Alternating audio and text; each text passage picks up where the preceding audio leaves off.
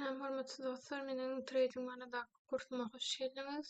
Bu kursda men size hem ähli maliýe bazarlarynda, ýani Forex'te, kriptoda, futures'larda, valutalarda, hemme aksiýalarda hemmesinde işleýän teknik analizler barada teknik analiz, основной grafik okumak, grafikde işleme, grafik eserde ne edip düşünýäňiz, destek dirençler, trendler, Fibonacci indikatorlar, hemme bazywy bazywy hemme maglumatlar, informasiýalara bu kursda bolar diýip bu kursda bolar we bu kursdan siz özüňizi peýdaly we trading boýunça giňişli maglumatlar alarsyňyz diýip düşünýärin.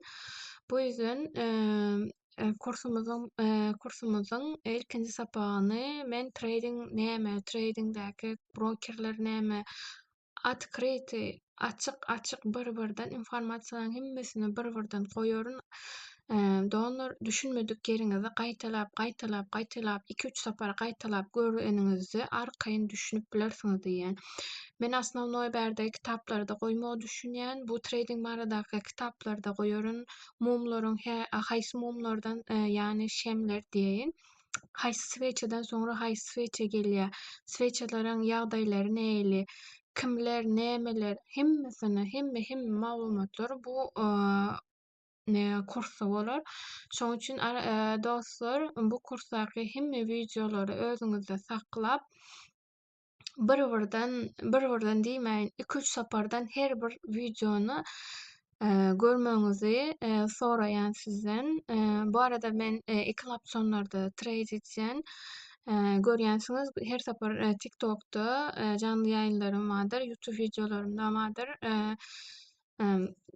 Hem de canlı ýaýynlarymda da premo efirlerde de открытый her gün söwdalarymy trade ederim.